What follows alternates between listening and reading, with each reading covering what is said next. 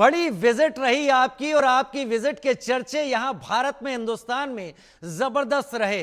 क्या social media, क्या TV, हर कहीं आपकी तकरीरें सामने रही, आप क्या कुछ कहते रहे।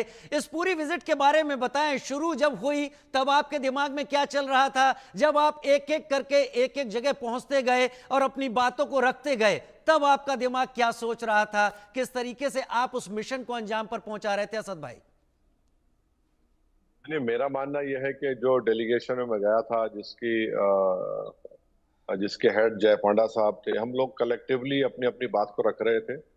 और सब लोग मिलकर ये कोशिश कर रहे थे कि भारत का जो व्यू पॉइंट है, भारत के जो कंसर्न्स हैं, भारत को जो सिक्योरिटी थ्रेट्स हैं टेररिज्म रिलेटेड पाकिस्तान से, उसको हम लोग रखें। तो हम तमाम ने कलेक्टिवली पूरे डेलीगेशन में, जिसमें गुलाम नबी आज़ाद साहब भी थे, अफसोस के साथ बेचारे वो बीमार पड़ गए कुवैत में, मगर श्रृंगला साहब फॉरेन सेक्रेटरी थे। तो ये सब लोगों ने, सब मेंबर्स ने अपनी अपनी कोशिशें, काविशें की ताकि हम अच्छी तरीके से जिस कंट्री में, जिस देश में हम जा रहे हैं, जिस मुल्क में जा रहे हैं, उनके जिम्मेदारों से जब हमारी मुलाकात होगी तो हम उनके सवाल का जवाब भी दें, अपना व्यू पॉइंट भी कन्विंसिंग तरीके से रखें, और उनके अगर कोई कंसर्न्स हैं, कोई क्वेश्चंस हैं, तो हम उसको अच्छी तरीके से, क्लैरिटी के क्लियर तरीके से उनको जवाब भी दे सकें। तो मैं समझता हूँ कि हमने बहुत अच्छी तरीके से इन तमाम बातों को रखा।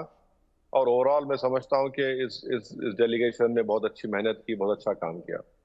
बहुत पहले का दौर है जब कांग्रेस की गवर्नमेंट ने अटल बिहारी वाजपेयी को भी इसी तरीके से भेजा था। और जब मैं आपको सुन रहा था तो आप जिस तरीके से अपने अंदाज में अपनी तकरीरें चुनाव के दौरान रखते हैं, अंदाज आपका वही था।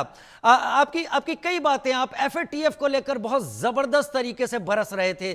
थोड़ा उस बारे में बताएं कि आपने जब घेरा और अपनी बातों को रखा तो क्या क्या पॉइंट से आपने जहां पहुंचे उनको अपनी बात सामने रखी। देखिए, भारत सरकार ने जो 4 कंट्रीज को सेलेक्ट किया वो बड़े इंपॉर्टेंट है, जिसमें हम गए थे। अल्जीरिया, जो ओआईसी का मेंबर है, और ये दूसरे 3 कंट्रीज जीसीसी के और ओआईसी के मेंबर हैं, बहरीन, कुवैत और किंगडम ऑफ सऊदी अरेबिया।